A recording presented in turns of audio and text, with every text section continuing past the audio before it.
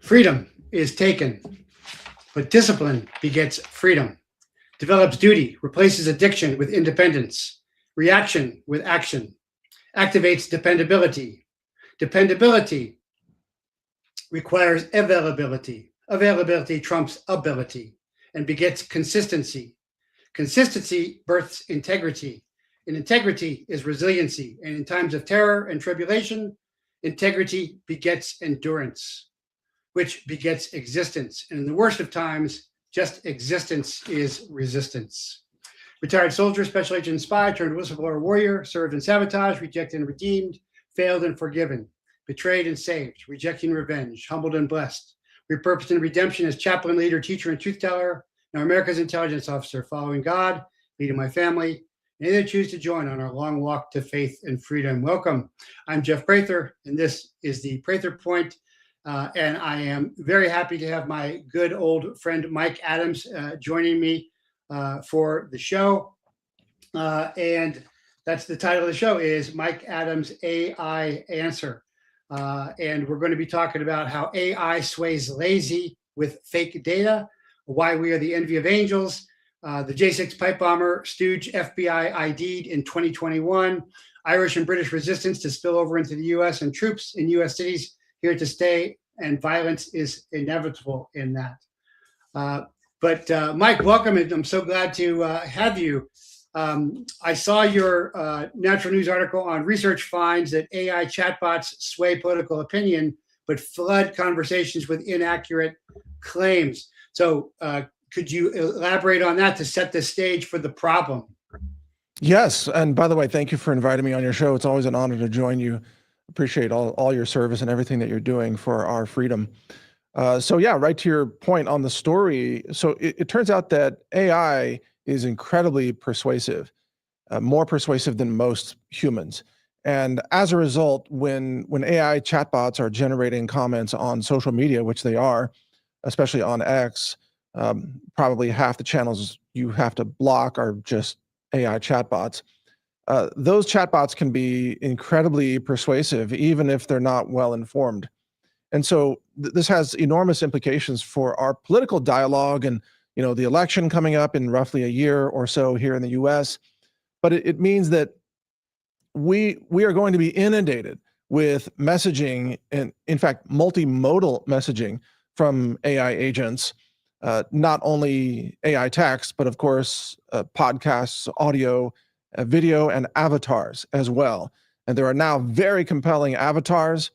There are two services that can generate avatars. One of them is Kling, but also, of course, Google's tech generates compelling avatars. Excuse me. And as a result, there are videos now on YouTube that are getting a lot of views that look like a human being talking, but they are not. They are completely AI-generated people making seemingly compelling points, seemingly real, but they're not real. So YouTube is about to shift into something like 80% AI-generated content. And that's why your audience, I know, appreciates you and me and the things that we do here, because we're still human. we haven't been replaced yet, Jeff, by AI avatars. So we're still human, and we still bring that human perspective. So there you go. That's what I've always thought as I looked at the problems with AI. It was really designed to be a propaganda platform to control us. And that's what I see you're saying here. But you're also saying that the more, I think, if I'm understanding the article correctly, when instructed to pack arguments facts, GPT 4.0 saw accuracy rate drop from 78% to 62%. So the more that they pack on, the less accurate it is, although the more persuasive it is. Is that correct? Well, yeah, that's true, but there's a fundamental problem with mainstream AI engines, which we have overcome in our AI engine. Think about it. Google and ChatGPT, OpenAI, Meta, etc., Microsoft, they're all claiming to build reasoning models, but then they train them on left-wing irrational nonsense like climate change, the cult, or LGBT, transgenderism, that a man can become a woman, something that a 5-year-old knows is not true. But somehow these AI engines that we're told are going to solve all the problems of the world, they're going to solve math, they're going to solve cancer, they're going to, you know, refactor everything in our reality, they still think that men can become women. So there's a conflict under the hood of those engines where they are radically irrational. A lot of them are trained on Reddit content, which is sketchy at best and definitely strongly irrational. So what we've done with our AI engines, which are free to use, by the way, you can see all of my AI tools at brighteon.ai. Our engine has been trained on 2 years of curated data that I personally curated to be rooted in reality. And that's why our AI engine beats ChatGPT on everything from vaccines to, you know, climate reality to monetary policy. Now, it doesn't beat it on high-level math problems, but in terms of things that are reality-based, our engine is better than their engine. We built it for only $2 million, while they spent, you know, hundreds of billions of dollars. So the truth is, Jeffrey, that these mainstream AI engines are going to continue to be, well, retarded for as long as they continue to be trained on retarded content. And well, it also starts from false premise that the creation is random. Although mathematics, although if you're going to rely on a rational mind that we have, then obviously a rational mind has to come from a rational mind designer. But of course, this is where we get into scientism. So what you're saying is the whole basis of everything that their models are based upon is false and flawed, and therefore the more you multiply it, the more false and flawed it gets. well, that's correct. And remember that all these models were trained on human content. And human content beginning in about 2014, the globalists ran intense censorship campaigns to remove all alternative views from the internet because the internet was being scraped to train the AI models. So that's why you were censored. That's why I was censored, because they didn't want us influencing the AI models that would be released and produced by companies like Meta and Google. And so Google, the same. That's a great point. Wow. Yeah. I mean, that's really why they censored us. They didn't care that we were talking to other humans. What they cared was that we were influencing the AI engines. So, Wow. you know, Google is a disinformation search engine. It doesn't expose you to knowledge or truth or information. It's designed to limit your access to information and to isolate you from knowledge. And that's also the way Gemini works and other AI engines from these mainstream tech companies. And one of the things that has happened recently in the last year in US engines is they have stopped publicly releasing open source engines. Meta used to release a lot of open source, even OpenAI did. That has completely stopped. And at the recent tech conferences where they typically would publish and share information about their internal science advancements, all the US companies have stopped publishing publicly. They've closed up the boxes. Now everything is a black box secret of what's happening internally. And instead, China is releasing all kinds of open source models. China's releasing the best science papers on AI. And at these AI conferences, the most common language that you hear spoken is Mandarin. And that's because China, through Alibaba and other companies, DeepSeek, for example, is leading the way now in open source AI. And Chinese models are competitive with US models, even though the Chinese models are free. And we can talk about what that strategy is, but it's interesting to me that the Chinese models don't censor the same things that the US models censor.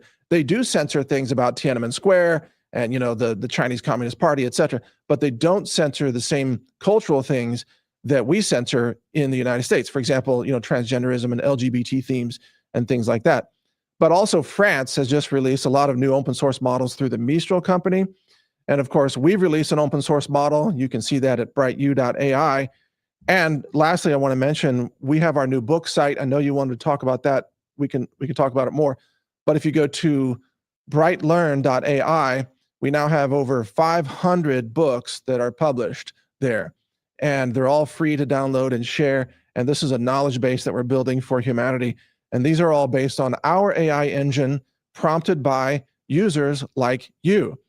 And so these are just some of the books that are available right now. Again, 519 books at the moment. Soon there will be thousands, and we're going to have free downloads for all the books for everybody to build an entire knowledge base at home. You can put it on a thumb drive. It's all free. So that's what we're doing to try to decentralize knowledge. But we can get into more details. No, yeah, that's great. In fact, I have one of my many sticky notes here, which is something I was going to work on, is another book. I've published several books, but it's going to be Jeffrey Prather's poems and major memes, because I do my intros and my extras, and I see them on X, because that's mimetic warfare. My most famous one being Freedom is Taken. So that's the book I want to do with Brighteon AI. I will get you a token this evening, and you can just paste in all your notes and let this engine take a shot at it and see what you think. Oh, that sounds great.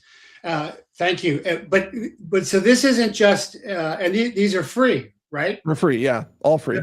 So there's no monetization here. So one thing, we've been friends a long time, and we kind of came up at the same time, got kind of famous through Clay Clark, but I think we've seen a lot of our peerage get paid off and go into the Zionist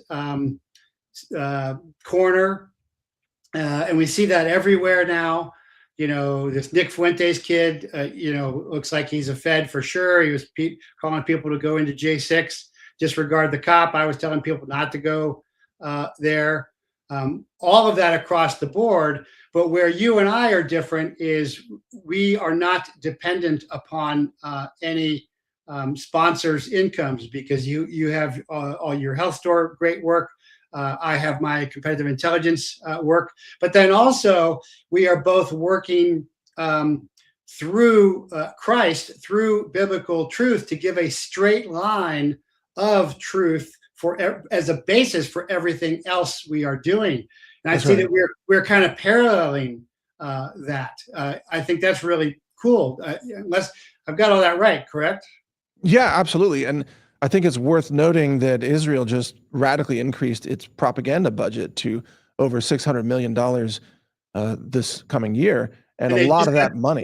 They just got 1,000 American preachers. And I just put this on X, so read this with eyes to see. A foreign head of state who denies the divinity of Jesus is telling false American Christian Zionist pastors what to preach. Yeah, that's completely insane.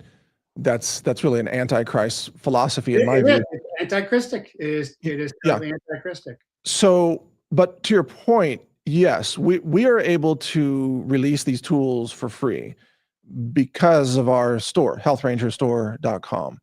And we have, I don't know, 1 million customers or whatever the number is who choose to support us, because they know that we are paying it forward by reinvesting in tools to help people become creators or makers, if you like that term better, to be able to make books, to be able to create articles through our AI engine, etc. So we have a relationship with our supporters to say, okay, you purchase products from us, which are laboratory tested, certified organic, ultra clean, etc. And then we will reinvest into tools that empower you and help you achieve decentralization of knowledge and know-how. And that's our secret business model, I suppose. It's not, it transcends a business model. It's a mission model. Of course, you need a certain amount of money to do it, but we've been blessed. We've been blessed by God. We've been blessed by our customers, and we have the means to carry this out. And so right now, our store actually donates the compute for the book generator site. And that's working great. But I suppose if 1 million people start to use the site, we might have to ask for donations or something. But so far, it's well within our expenditure range. And I got to thank you for publishing my last 2 sermons and Substacks there, because they're very controversial. I read that. Yeah. American Jewish president. But you have hundreds of sermons of your own. Well, I have 104 sermons that I did starting about a year ago, and then I stopped doing them. And one of the reasons I stopped doing the sermons was because, well, I guess we're going to get controversial here as usual, But it's when I found out that the practice of Christianity in America, and I'm not saying Christianity itself, because I believe in the teachings of Christ and I follow those teachings, but the way it is practiced and weaponized is fraudulent across many, many churches, It is. especially the mega churches. Oh, totally.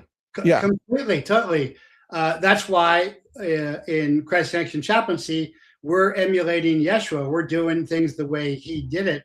Get a lot of flack, for that, but also using the Didache, which is not the teachings of the Lord Jesus Christ by the 12 apostles. It's actually the training of it.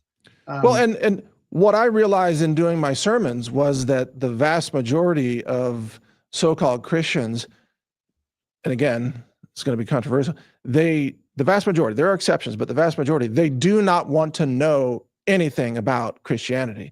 They don't want to know about the history of the Bible. They don't want to know about the lost books. They don't want to know about the Vatican counterfeiting entire books of the Bible, counterfeiting words from the apostles, mistranslating on purpose. The average Christian doesn't want to know any of that. What they want is to just stick with their faith-based storytelling narrative that is accepted by their peers in their church, and they don't want that disrupted regardless of what history and facts actually say. So anytime you try to teach a Christian, a mainstream Christian, try to teach them about the Bible, and this is what led me to say the hardest thing in the world is to teach a Christian what the Bible says, because most of them do not know. Now, again, your audience is very sophisticated, very informed. They know far more, and so does my audience, but I'm talking about mainstream Christians. They don't know much of anything about Christianity. It's just bizarre. No, you've got the Kenneth Copeland crowd. You've got the Joel Osteen crowd, which are just ridiculous. And then you've got the guys knocking people down when Yeshua rose them up.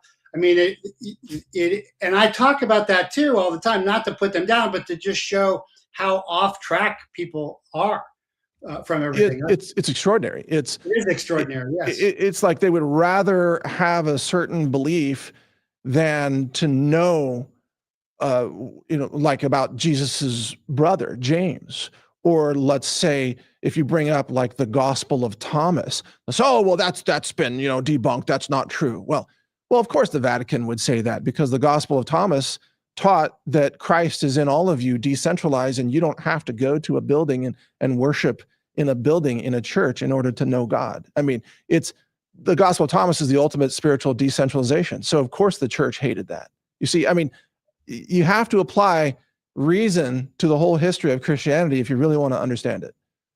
Split the wood, lift the rock, I am there, is Thomas, I believe. Yeah. Well, very, very Zen-y.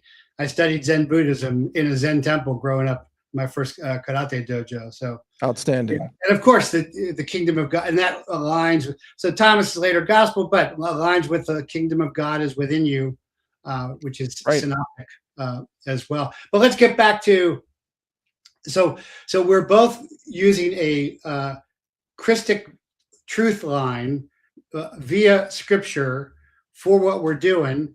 And we're also trying to help. I'm doing that through the chaplaincy, doing that through Team America, through the Prather Point, and that's what you're doing as well. Is you're not just simply commentating or criticizing, but actually trying to change things. And on the cutting edge of the battlefield, which is cyber, which is AI, and that's why I think what you're doing is so important.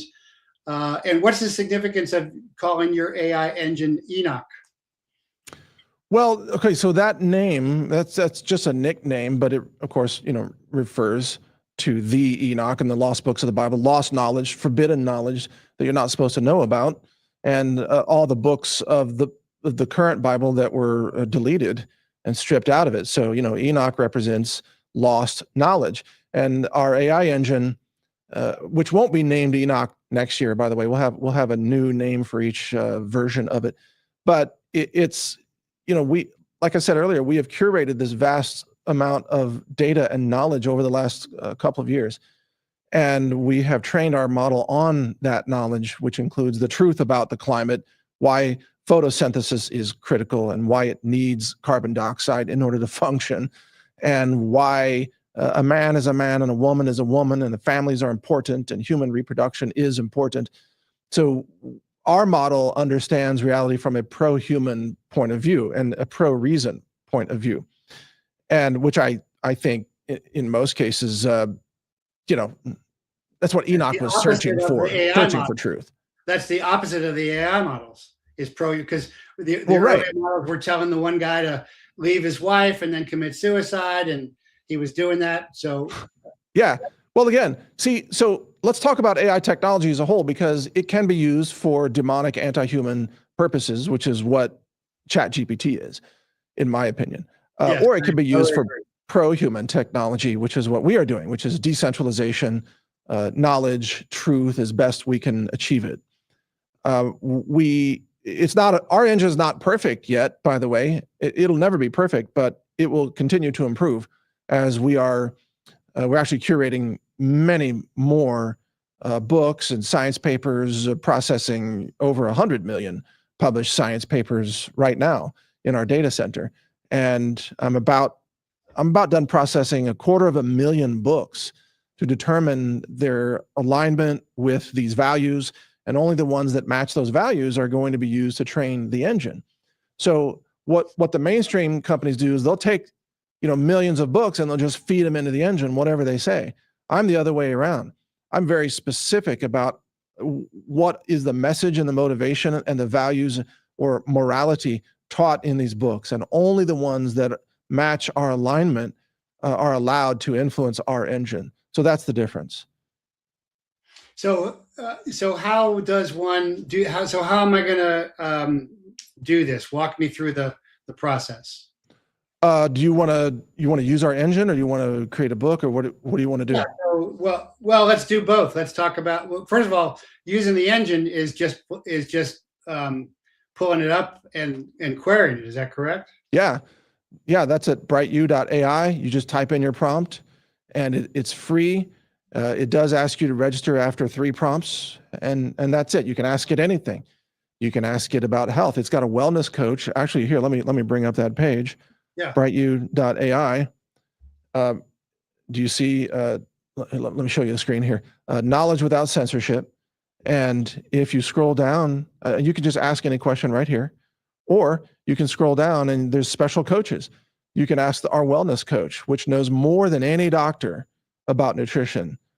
You can ask our financial coach about money and risk and how to reduce risk, etc. Here's our ingredients analyzer for any kind of food or personal care product ingredient. Here's our survival coach, and you can ask it about what are things for survival. Let's try the survival coach. What do you say? Sure. Okay, what would you like to ask it, Jeffrey? Something about preparedness. Yeah, what's the basics for preparedness? Okay, for preparedness, let's say against natural disasters and economic collapse. I'll just add a little qualifier there for you. So here we go. You can see it's already generating the answer. This is a fairly short answer, but here it is, the basics. Here's your emergency plan, communication, evacuation. You see the supply kit. Here's just the basics of the supply kit, financial preparedness, skills and knowledge, community, etc. And then update your plan. Then it gives you some articles that are related. Now I could ask a follow-up question. Give me a detailed bug out bag kit inventory list for a vehicle to be used to bug out from a disaster. How about that? Sure. And now it's going to go into way more detail. As you can see, it's kicking that out, and it's giving you, again, you can ask it whatever you want. And I have You Get Ski Girl on Rumble, and she's saying she uses it daily. Oh, that's awesome. That's great to hear. I mean, we want you to use it daily. That's why we offer it, and it's free, and please use it. And it not only can it just answer questions, but it can write things for you. It can create articles. It can summarize science papers. It can expand your bullet points into full paragraphs. It can also translate into different languages. So, it's a full-fledged engine. It'll even write code, but it's not anywhere near the best at that. It will write, average code, but we didn't build it for writing code. Wow. And so now let's talk about writing the book, because I remember just a couple of weeks ago, your first book came out. I think it was a dog book. Yeah, I was playing around with, but we've had a lot of dog books generated. So let me show you this right here. So Jeffrey, let's and we probably won't be able to do the whole process here, but I can show you the really cool parts. If you put a third, you present, I can present it a lot, so it'll be a lot bigger. Oh, okay. Can we do that on our side? Can we do a present? It's under the StreamYard.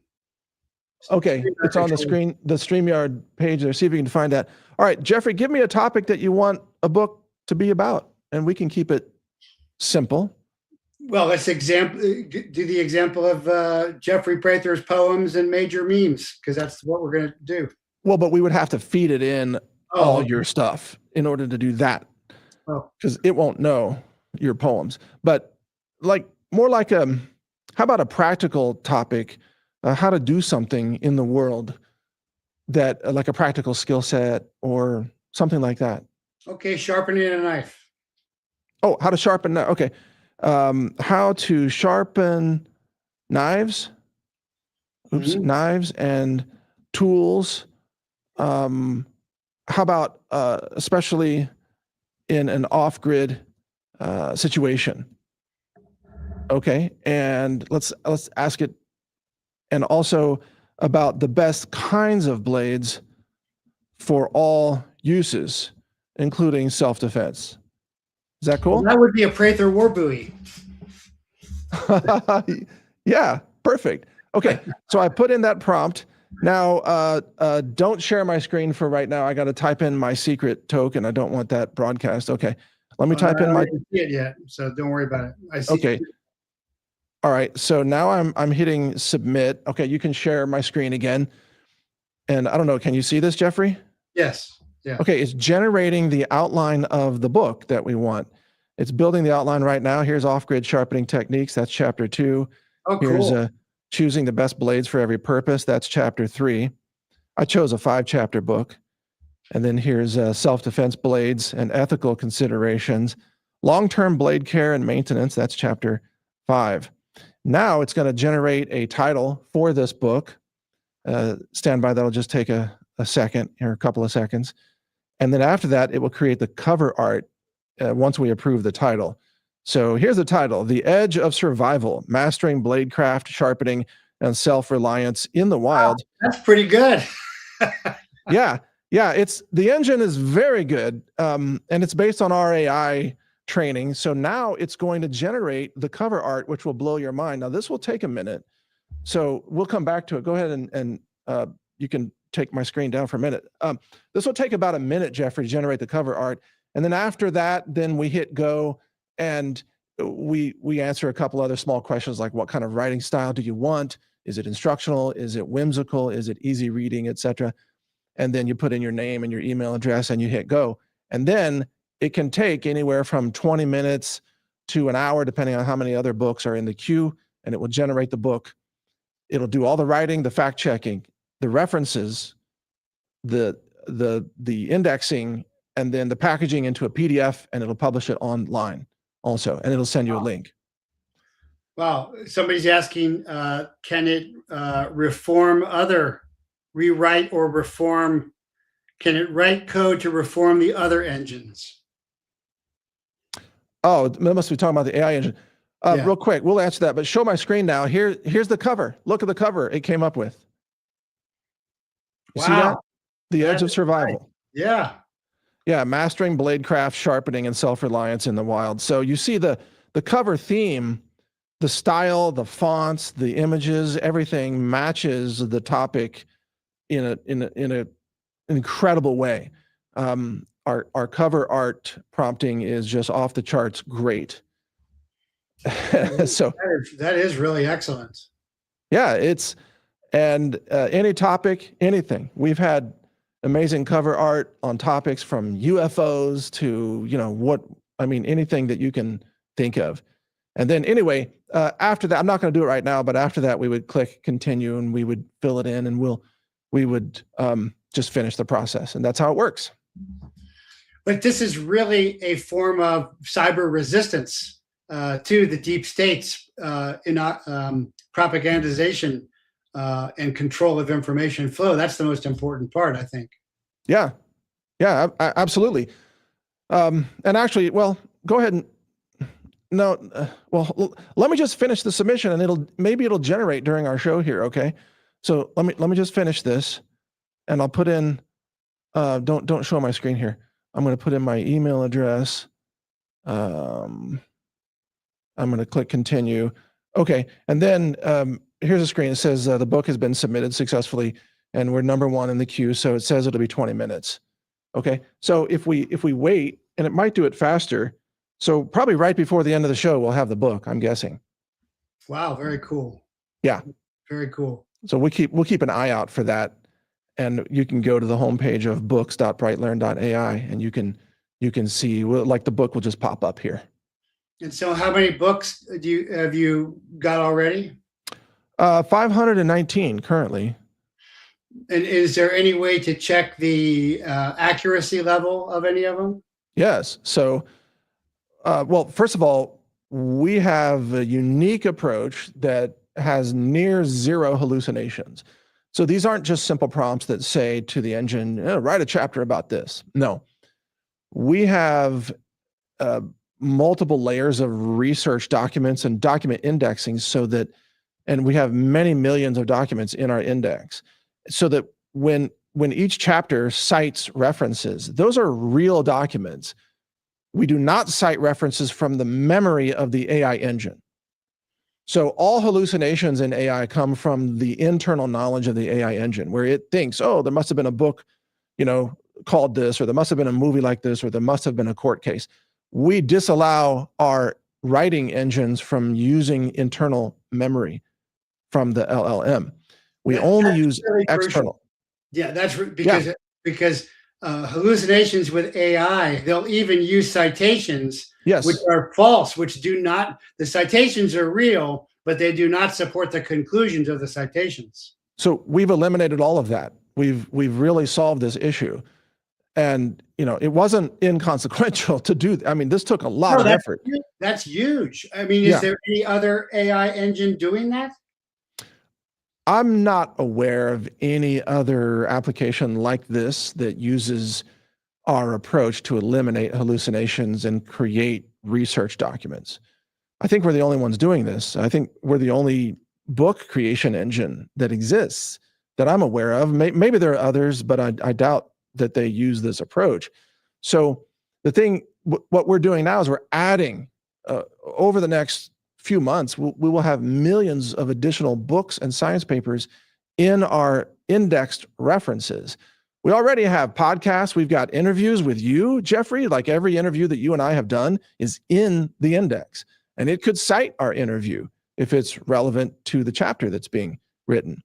So when our engine does the research, it actually sorts through tens of millions of documents, and it brings back paragraphs or chunks of text that are relevant to the chapter. It hands those chunks of text over to the chapter writing AI agent that says, hey, write this chapter.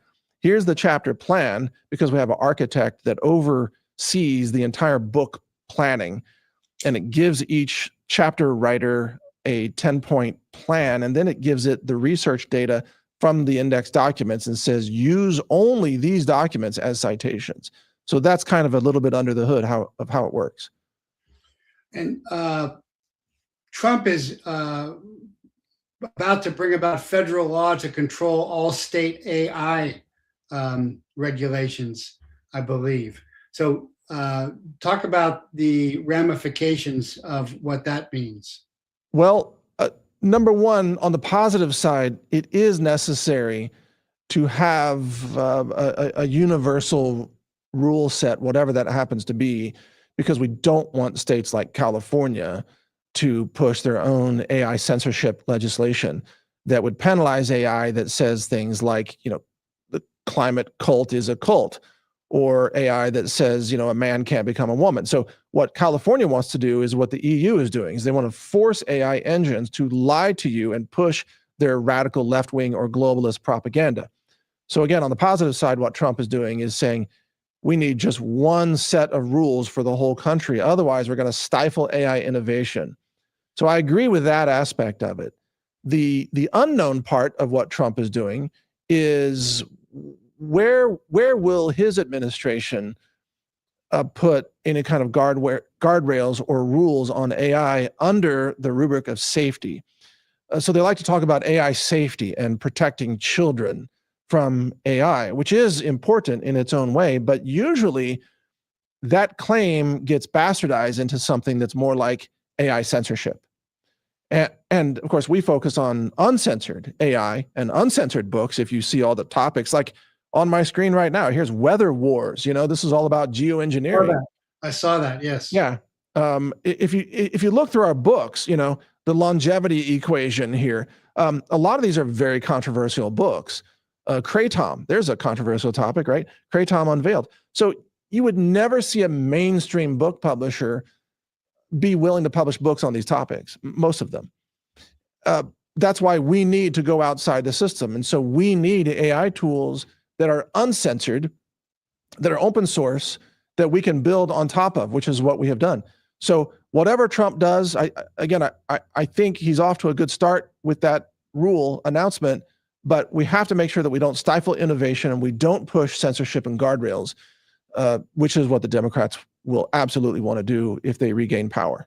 So uncensored open source AI is the path to winning the AI race and making America great again, really. And using it responsibly, with morals and ethics like we do. But that's not what OpenAI is doing. So there you go. Yeah, because there are no morals and ethics with OpenAI. Right.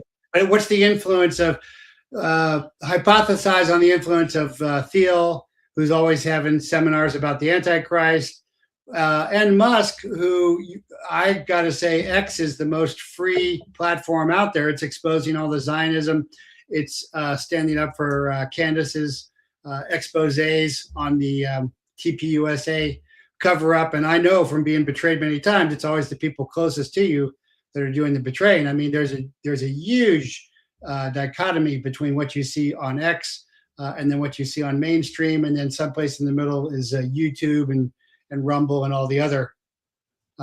So what's the influence you see there? Because he's highly influenced by Israel, by Thiel, by Musk. Well, so Elon Musk has gone partway toward free speech, and it's a positive step, but not all the way.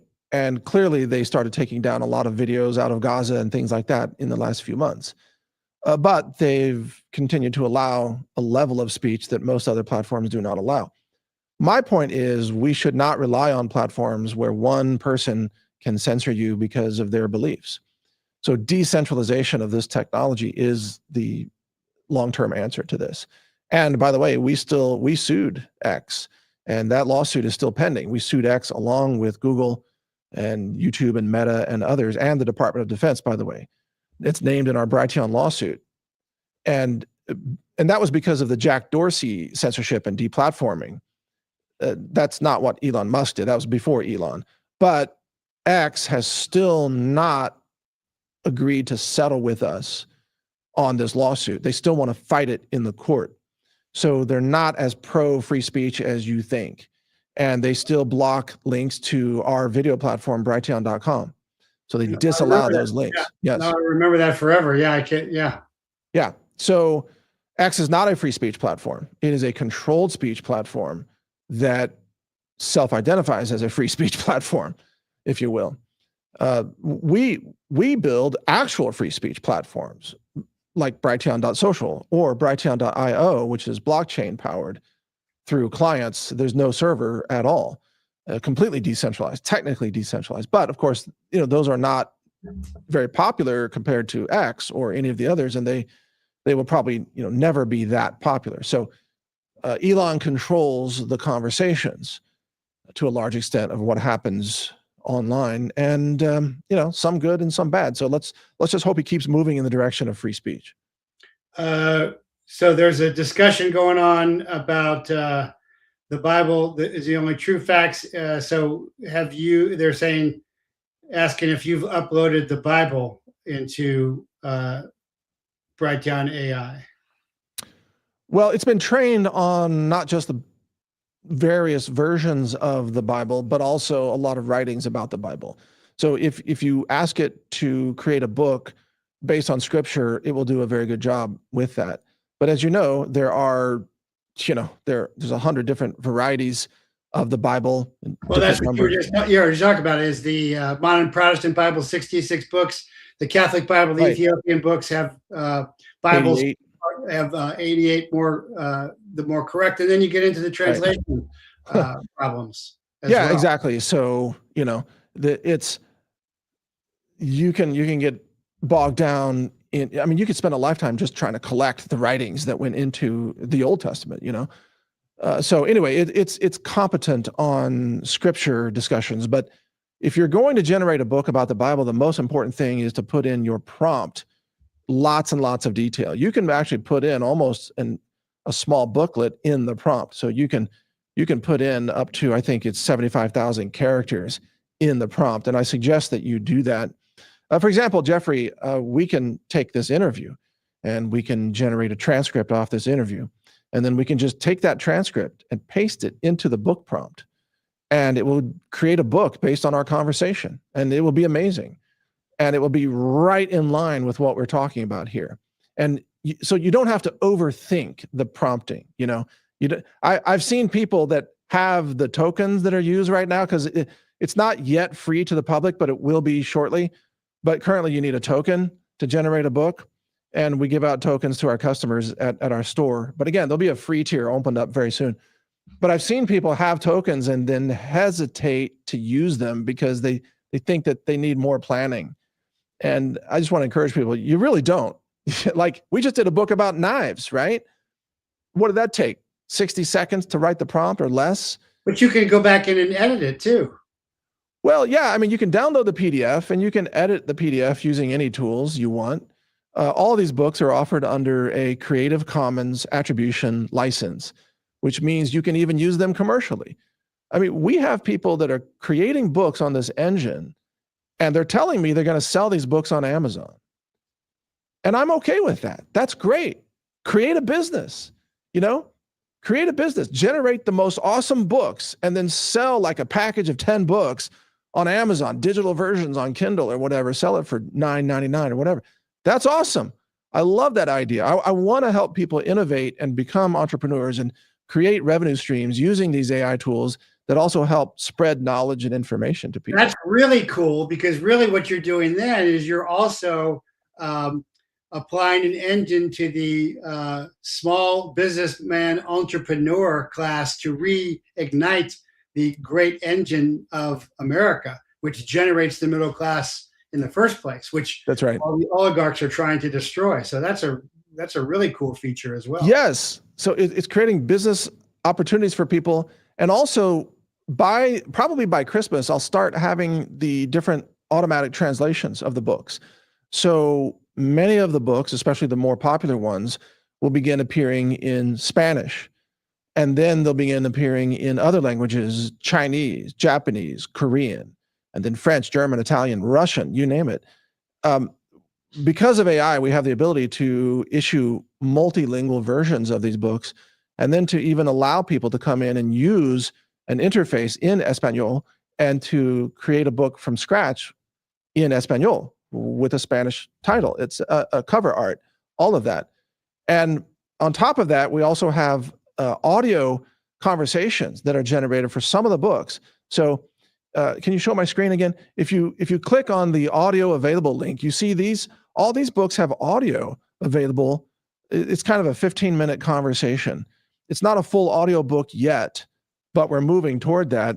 And so sometime next year, you'll be able to download free audio books for a lot of our top books. So imagine, and they sound human because the AI voices are so good right now. So we take the book, we generate the audio, we package it, we let you download it. You can download the audio here right now on all these books. So And that's where this is going. That's really, really important because, ever since the Great American Meetup, people have been asking me, what are we going to do with all these illegals? Because we're never going to deport all of them, specifically because the government's still doing it. It's depopulation by repopulation. But my answer has always been, we are going to co-opt them the way the early Christian martyrs co-opted the Romans, who could not be conquered, but could be co-opted.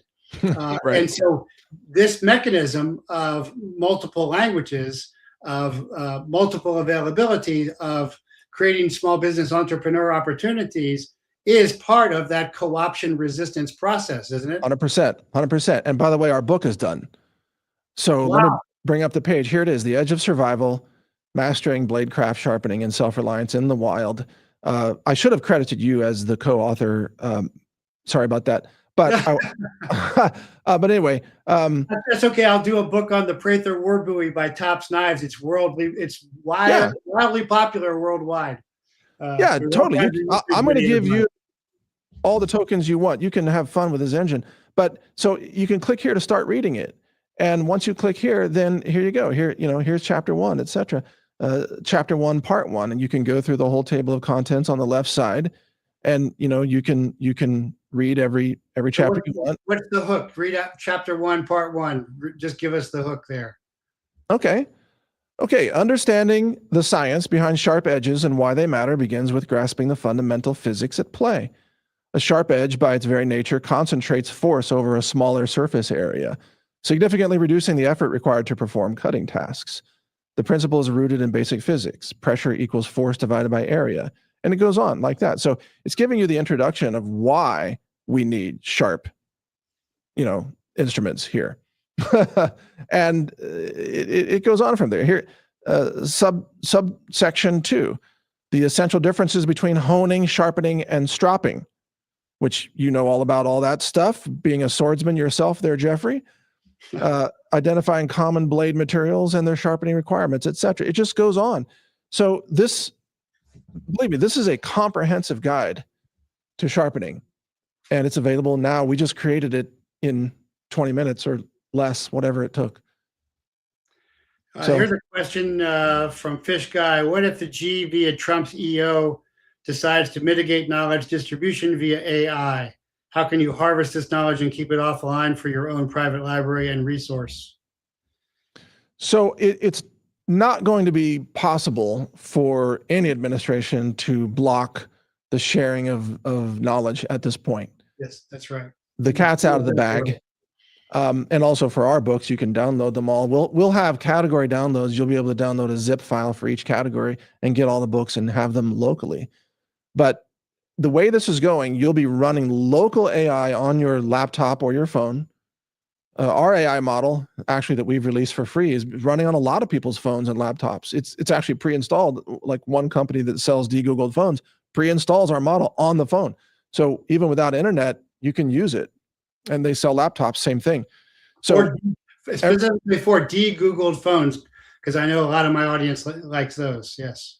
Yeah, de-Googled phones. Yeah, and the company is called Above Phone, if you want to check them out. But the way this is moving is open source is moving to the edge, which means to your devices, your laptop, your phone, or your desktop computer. That's where AI is pushing. And those engines are becoming more and more capable. In fact, literally just today, the Mistral company out of France just released a new edge model. I forgot the name of it. I think it's like Mistral Mini or something. And it's scoring amazingly on these benchmarks, even just being, I think, a 24 billion parameter model that can run on laptops. I never thought I would see that on a laptop. So the edge models are becoming super capable. The data is becoming freely available, like through what we are doing. And thus anybody that would try to censor AI models or knowledge or books, yeah, come on. It's not going to work.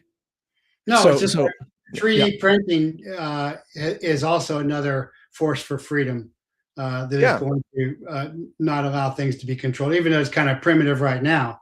That's right. Just like trying to disarm America. America will never be disarmed. It cannot be disarmed. Yeah, that's right. I mean, I've used I mean, I've drilled out receivers with the routing machines and the GG code and all that. I've done that too, just to see the process. So yeah, I could make a firearm. I mean, Well, I've made AR lowers. that's also probably why. Well, is that why the NFA is going away? Congress has moved forward to get rid of the NFA stamp tax, and now they've sent a letter to Congress saying, "Hey, by the way, the reason we want to get rid of the stamp tax was to get rid of the whole NFA. This is our clarification of our intent, DOJ to Bondi." Yeah, the NFA is so obsolete. What the current rendition is from the 1960s, I think. I mean, it's insane.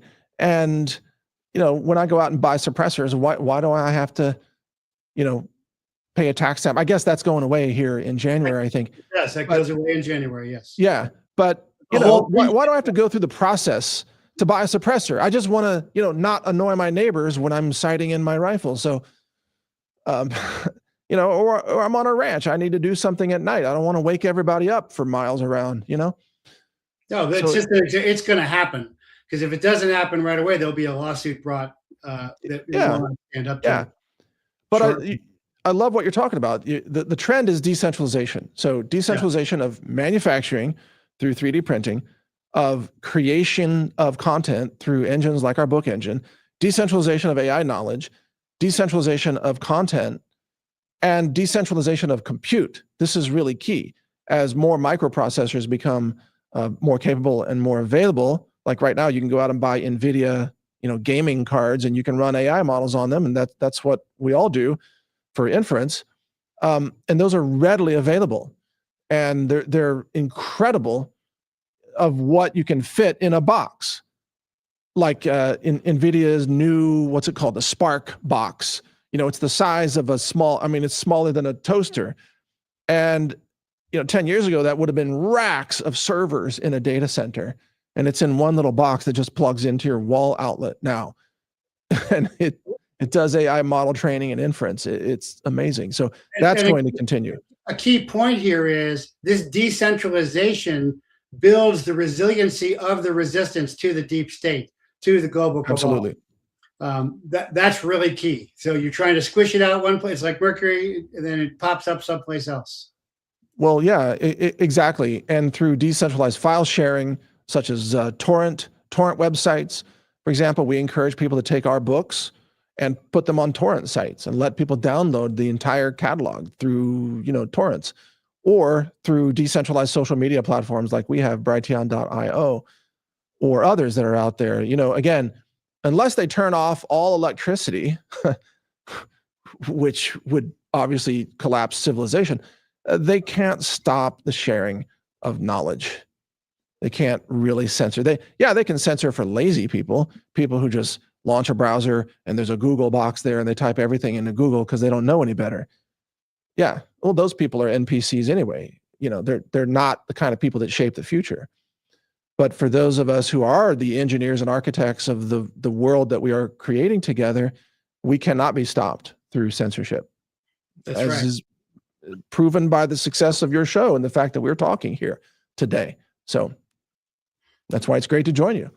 No, it's great to have you. I know you got to go shortly, pretty here. So I've taken a lot of hit and censorship for calling Trump a Jewish president, for calling out American Christian Zionism. Are you finding that as well? Well, yeah, of course. I mean, anytime you criticize Israel, you're going to be called, an anti-Semite, a term that's now lost all meaning. But I don't focus on Israel. I focus on humanity. That if I'm commenting about Israel, it's really from the same value system if I'm commenting about Ukraine or South America or whatever's happening in the world. I believe that access to knowledge is a fundamental human right. And I believe that not being bombed to death as children and civilians and women and doctors is also a fundamental human right. And if that bombing were happening anywhere, I would speak out against it, not just Gaza, let's say, or Lebanon or the West Bank. I would speak out against it anywhere. And I have done so over the years. So we have to get past this era of our world where it's just, bomb everybody into compliance. or assassinate leaders to get the ones you want, or sanction everybody in the world until they bow down to your currency. And frankly, I think we are about to see the end of that whole era. We're just by necessity. We're going to have this very bumpy road of a transition, moving us into a whole new future. And frankly, Trump just released the national security statement that actually seems to acknowledge that we can't just fight everybody in the world. We can't go to war with China and Russia and everybody, that we have to focus in the Western Hemisphere. We have to focus on America. And that's, I mean, the fact that Trump has come around to that point, that's major, because he wasn't there, when he was sworn in, I don't think. Things have changed with Trump. And I also think Trump is sick and tired of Netanyahu, frankly. Aren't we all? Wow. I do. I mean, he's still under the thumb because of Congress and all the infiltration of the cabinet. But I think Trump himself wants Zelensky gone, and he wants Netanyahu gone. And that's why he wants a pardon for Netanyahu. So Netanyahu can actually resign and get out of the way and not go to jail. That's my theory. But Netanyahu has already rejected that. Well, because he wants everybody around him to force him to stay in power. And there's a lot of blackmail they've got because of the Epstein files. They've got all kinds of blackmail on so many power brokers in the U.S. But I think, on the other hand, I think you agree with me that Southern Spear, that effort against military against paramilitary drug forces, which is really the global cabal, dark economy, is legitimate and authentic. Yes, that I did a podcast on that today. That's really, Trump is at war with the City of London and the British Crown. And the British Crown is behind so much of the drug trafficking, human trafficking, and money laundering through all their offshore, Caribbean island nations and all that. So the British Crown tried to destroy Trump, in his first term, and they may have been behind the assassination attempts and so on. So well, I know anyway, you've got a hard stop. So yeah, thank you so much for coming on. This has been great, and we'll do it again real soon. Thank you, Jeffrey. God bless you. Take care now. God bless. So that's my good friend, Mike Adams. I know he's got to go to do another show. I wanted to let him go, but really important information. Fish Guy says, thank you, Mike Adams, for spending the time and money on this project. That is great. We have been using Enoch in our homeschooling. Wow. Very cool. That's excellent there. So I also wanted to go over my Substack sermon, as well as several other things. And that is why we are the envy of the angels. Christmas, happiest time of the year, because it celebrates the birth of the Christ child. And in Christ child, we see the sinless perfection of every newborn child, filled with innocence, wonder, and hope. Christmas is about Christ, but the focus is on our children. The trappings and traditions of Christmas, the lights, the tree, wrapped presents, fires, stockings are most wonderful for us when we see the joy and wonder of the season reflected through the eyes of our children. And for a brief time, we become childlike in wonderment and joy as well. Christmas celebrates the birth of the most important child ever born, while simultaneously reminding us of the miracle of new life in every child. In the innocence of every newborn is the hope of a new and better world. In the Holy Family, every family is reflected as sacred. Last week, I spoke on the removal and replacement of the name of Yeshua, Jesus, from the mainstream culture, politics, and media, and I called Trump America's first Jewish president, and a Zionist one at that, who puts Israel, not America, first. Judaism denies Yeshua as Mashiach. A republic is buoyed by a virtuous populace based upon Christian morals. Therefore, a president who denies Christ denies Christian morals. Thus, we can never restore a republic without first reestablishing a Christic, not necessarily Christian, moral base. Trump, with his constant political counterpunching, may embody the Torah's eye for an eye, but he surely lacks Yeshua's teaching of forgiveness and prayers for enemy, something I got to work on too. In denying Christ, Judaism and Trump are anti-Christic, just as Mike Adams said. Jews in general, rabidly so, I can assure you from personal experience. Demanding tolerance, they offer little of it in return. Because of their religion, they believe they are a race apart and superior to all others. This is the antithesis of Yeshua's teachings. The republic is replaced by the deep state cabal. Cabal, as in Kabbalah, Jewish occult hidden knowledge teachings derived from spiritual beings known as Sephiroth. Trump has a Kabbalah teacher. Once we leave the straight line of scripture, we are easily led into temptations, following crooked lines of tradition and superstition. And just as suddenly, evil is trivialized into institution. Like Christmongers who knock congregants down, inversing how Yeshua raised the faithful and even the dead up, thus replacing Jesus with their scam spirituality, Jewish false rabbis veer off into dangerous and demonic territory as well.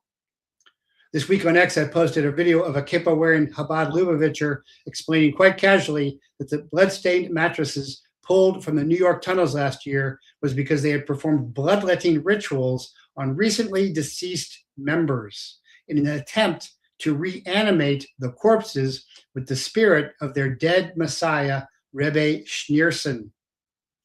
In the Chabad Lubavitch cult, golem zombies are not limited to horror films.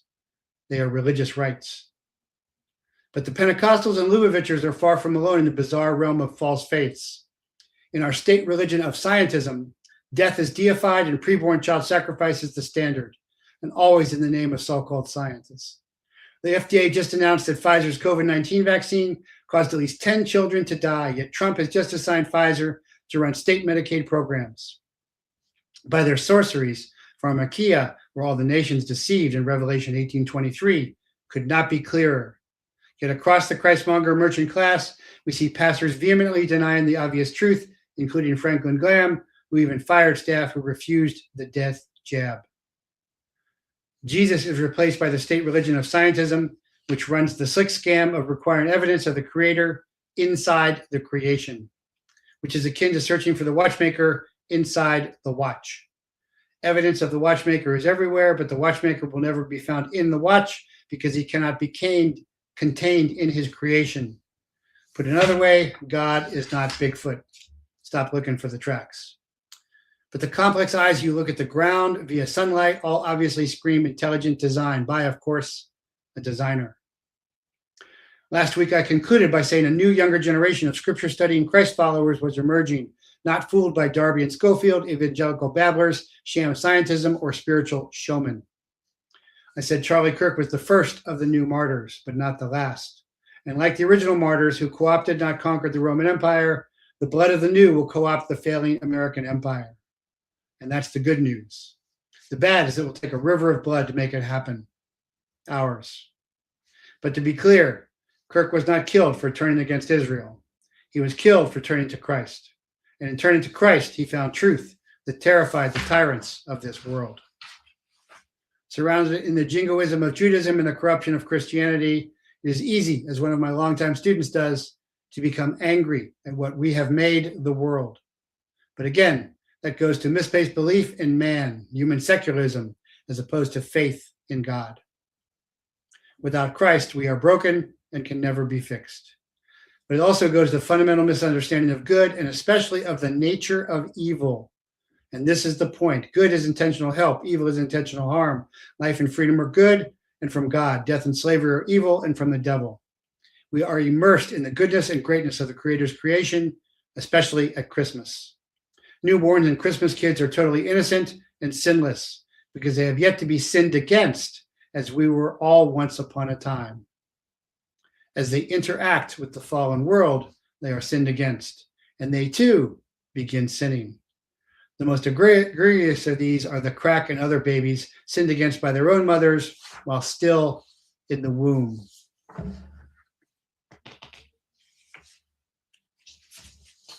The world is a dark place full of evil.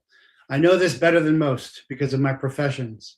And online, I've witnessed abortions, beheadings, and child organ harvesting. We are so propagandized by the extent of evil or seduced by its glamour that we believe the lie that we are overwhelmed by the evil of the world. But nothing is further from the truth. And this, by the way, is how I, despite being betrayed countless times and sinned against endlessly, stay positive, faith-filled, and hopeful. Good and evil are not equivalent. This is a common pulp culture myth, devil designed and acolyte acclaimed everywhere. Yet evil people, while numerous, are neither geniuses nor giants, just failures with father wounds. Father wounds are at the heart of it all. Though most are unaware, their sinful behavior is a result of them being sinned against. Yeshua says in John 16:33, I have overcome the world. He is comforting his disciples before his crucifixion, assuring them that despite the tribulation awaiting them in the world, they could have peace through him. His victory is rooted in all his life, death, and resurrection, which confirmed his authority over all things in the creation. So here's a trick question. If the world is so filled with sin, is the world evil? Put another way, since we are overwhelmed by sin, are we evil? I will pause there to see if anybody can answer that.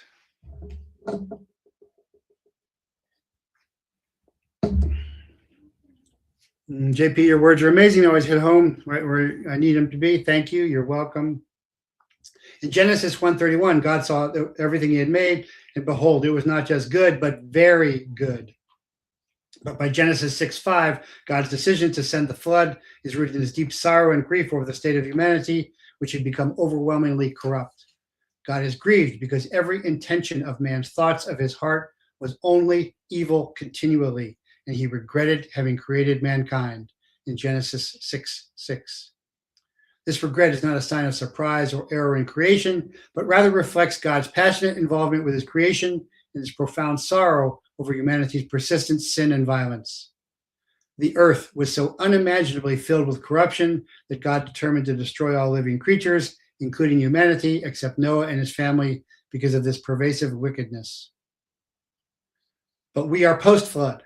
And again, everything in the Creator's creation, all of the creatures, including the angels and Lucifer, were originally inherently good. Our nature as image bearers is to reflect goodness and light. We were created good, perfect. But our fallen human nature, not original sin, our behavior causes us to miss the mark. Evil is not the equivalent of good.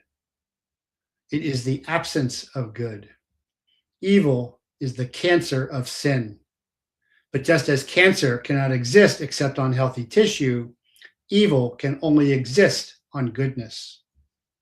Evil is no more our natural state than is a cancer in our body or a cavity in our tooth. As the creation and the creatures in it are subsets of the Creator, so is evil a subset, a behavioral choice to good. This is why sinless Yeshua says he has overcome the world. In him, with every brand new baby, we see the thrill of hope, and a weary world rejoices in the sight. We give evil way too much attention because we are constantly inundated by the pop culture celebrations of it. Just take a look on any given day of TV, film, and commercial spots for evil, demons, and false gods. Right now, the Greek versions seem to be in vogue. And the news should be taglined, "This is fear porn for today." This is why the old 666 Google logo and motto of "Don't do evil" are lies. The subject of the sentence is evil. Shorten and remove the don't, and the true message is revealed. As with Apple's logo bite, CERN's sign, Monster's design, and a dozen of others, we are surrounded, inundated, immersed, and injected with it daily on a constant basis. And personal electronic devices only make it much worse. To paraphrase Mark Twain, evil is halfway around the world in the morning before good gets its pants on. I'm a big Mark Twain fan. The promotion of homosexuality is another example. The perversion of the act of procreation is a sterile mimicry of why the angels envy us. Like God, we can join in holy marriage and create life, new life in the creation. But the reason for the explosion of homosexuality is twofold. First, it is not only mainstream but publicized and glamorized. Every TV girl show has a gay best friend who's always funny, clever, understanding, and there to empathize. I have known and taught many homosexuals and lesbians over the decades, still do. None of them are well-adjusted and wise, none. This is because the second reason is that homosexuality and lesbianism, in the main, a behavior response to childhood trauma. And for those of you childless married couples, yours is the sin of omission. For you spouses that are faithful but celibate, that too is a sin of omission. The childless couples selfishly hoard their love, while the faithful but celibate couples with children do the same just to each other. It is the same sin. The absence of children, like the absence of marriage, lovemaking, is still the absence of love freely given. And the absence of love freely given is the absence of the work of faith. The absence of outcome, children, is the why behind the prevalent promiscuity of homosexuals. There is no fruit, so they are never sated. This is the seduction of evil phase of obsession. Not only is the act sterile, but it brings pain, disease, and death, not health and life. And yet, like drugs and alcohol, which poison and pain us, they are celebrated as glamorous, fulfilling, and happiness-bringing. The sinned against use drugs and alcohol to numb the pain of the sins they have experienced. And in their numbness and pain, they refuse to be vulnerable and transparent. That then leads them to sin more. Homosexuals long for denied male father love and seek it in another way, in a behavior that is promoted and publicized in every TV show and film, but in the end only brings more pain and loneliness, because it will never be the kind of father love they need. The epidemic of chaos and violence is a result of fatherlessness in the Black community as well. Everywhere we turn, we see the disaster and destruction wrought by failed or absent fathers' loves. No one knows this better than me, adopted out of St. Joseph's Orphanage by a mountain of a man. But this is the divine genius of the opening of the Lord's Prayer. Our Father, our Father. We get to claim God as our true Father, no matter what our earthly dads did to us or didn't do. To relieve the oppression we are all under, we must ask for, pray for, and focus on mercy. This is why we must pray for our enemies. To break the chain of obsession, we must ask, pray, and focus on justice while granting it whenever and wherever we can without expecting it. To counter the infection of evil, we must continually purify our lives. And when we purify our lives, those lives we touch are purified at our touch point. Maybe just a little. But that is why we must keep reaching and touching. To stop the infestation of evil after purification, we must lead more rarefied, sanctified lives that consistently lead us closer to Christ. And to free ourselves from possession, we must admit that we cannot do so alone and on our own, that we must rely on Christ. And at no time of the year is this more easily done than now, because we give so much less purchase at this time of year by simply focusing, as we should all year, on the good. Christmas is the most joyous time because it is the one time of the year when families still unite, and we stop focusing on the evil of the world and see it through our children's eyes. Like fresh fallen snow glittering in the moonlight, all is calm and bright, because we are, as Yeshua commanded, for once a year, doing as he said to do. I tell you the truth, unless you change and become like little children, you will never enter the kingdom of heaven. Therefore, whoever humbles himself like this child is greatest in the kingdom of heaven. And whoever welcomes a little child like this in my name welcomes me. Matthew 18. And that is my Substack sermon from Sunday. And a lot of folks who have been around for 25, 30 years have said that is my best yet. So checking on what you guys are saying here. Be more like Christ. Yes. Lovely ending. You are most welcome for that. I also wanted to mention that the J6 pipe bomber STOOGE was identified by the FBI back in 2021. This autistic nerd Cole is as guilty as Crooks or Robinson. As usual, nothing fits the script, so we will see the usual cover-up and twisted verbal gymnastics to sell the story, even though few are still buying other than the bloated, paid-off politicians of the Uniparty.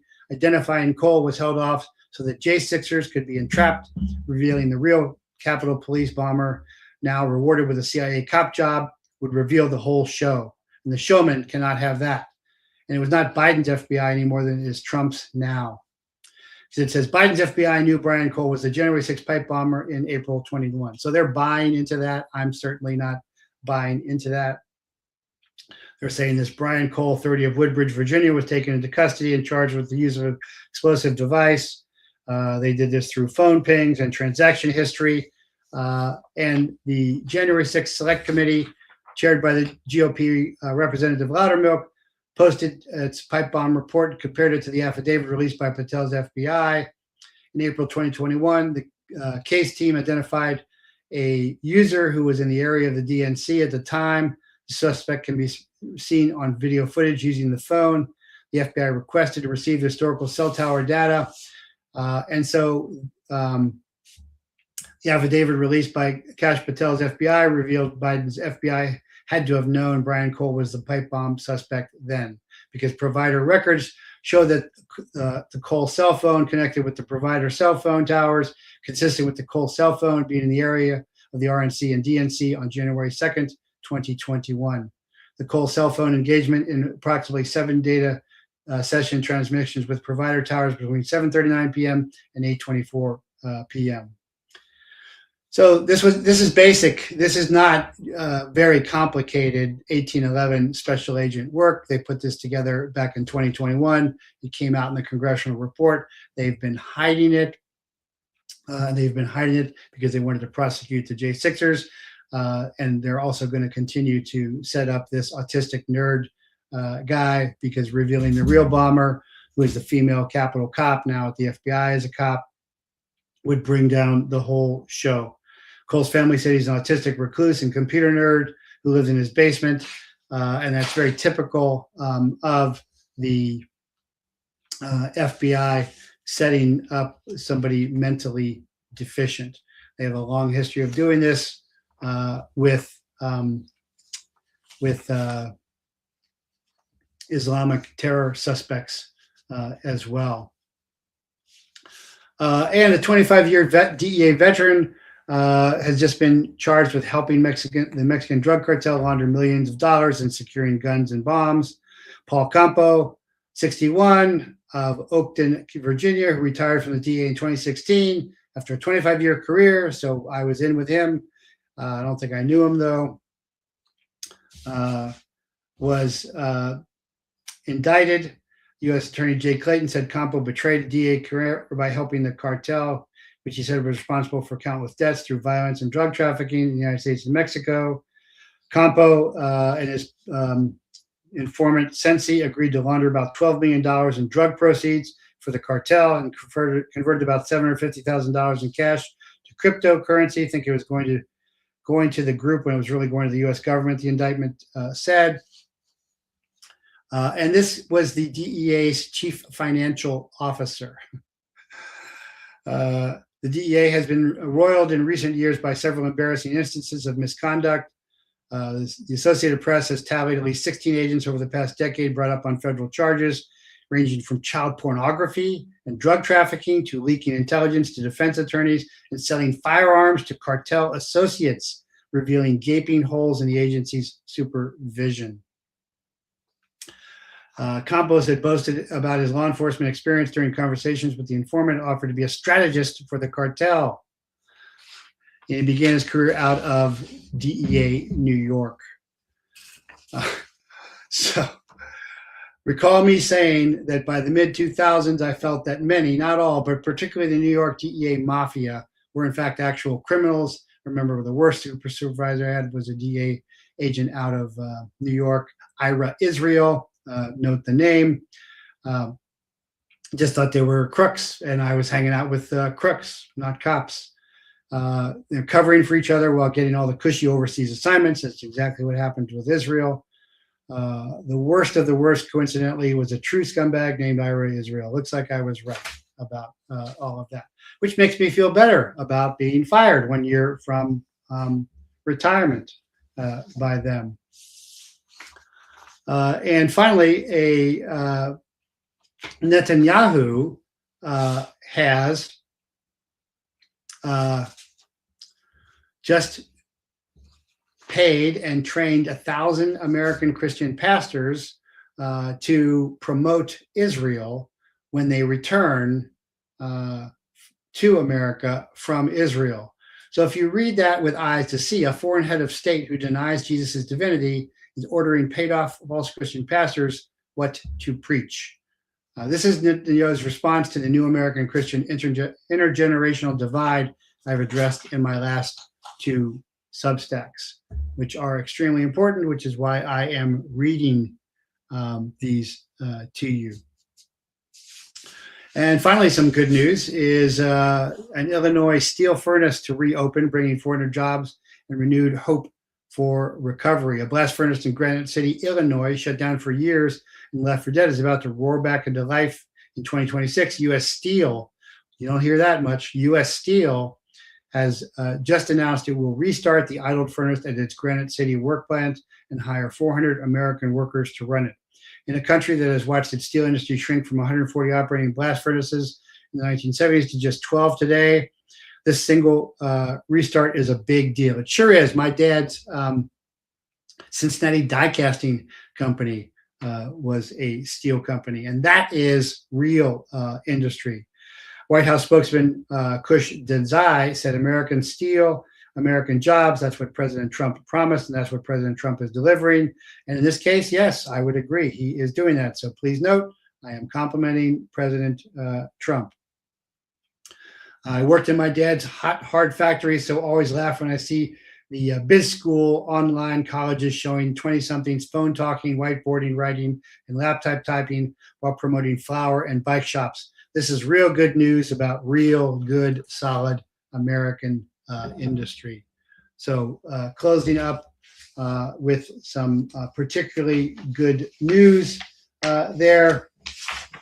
But also this past weekend, I had our Daikomyosai Great Light training for my teacher of the Bujinkan, the grandmaster and founder of the Bujinkan, Masaki Hatsumi Soke, who is now retired, but has always been gracious and wonderful to me, taking care of me. And so we did our online training. And so I had my students across the country from Arizona to New York to Ohio on there. And then we had a nice dinner where we did toasts. And they gave me a really special gift, really touching. They donated, they did a very large collection donation to the orphanage that I was adopted out of, St. Joseph's Orphanage, and they gave me this wonderful plaque saying, honor and loving legacy. Valletta Dome, that's my birth mom, and Maurice and Beverly Prather, those are my adopted parents. A gift donated on this date, December 6, 2025, in recognition of St. Joseph's Orphanage of Cincinnati, Ohio, for the rescue of countless children, including our beloved teacher, Jeffrey Ross Prather, Dai Shihan of the Bujinkan Yamiko Dojo, and Soke of Handgun Martial Arts Center. So very, very touching there. Means so much. And I am very blessed because much like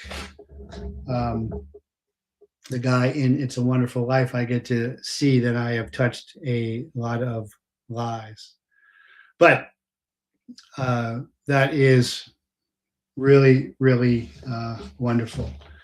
So remember, before the womb we were known, so we must know. We were chosen, so we must choose. Before birth we were loved, so we must love.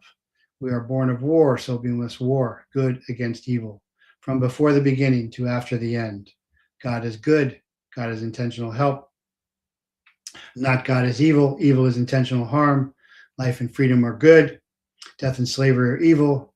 There are two ways, the way of life and the way of death, and they are vastly different. I chose long ago. Now you must choose.